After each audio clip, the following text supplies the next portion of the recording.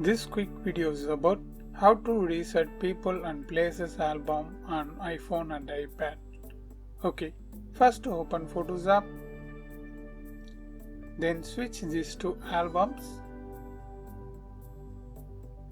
Now scroll down a bit, then you will see this people and places album. Just open that. Then again tap here. Now touch these three dots. Then you will see this option, remove this person from people. Touch that. Then it asks confirmation to reset the people's album. Just click that. That's it. Now you successfully resetted the people's and places album on iPhone. I hope this video helps. If it really helps means leave a like and share this video with your friends and neighbors. Thanks for watching.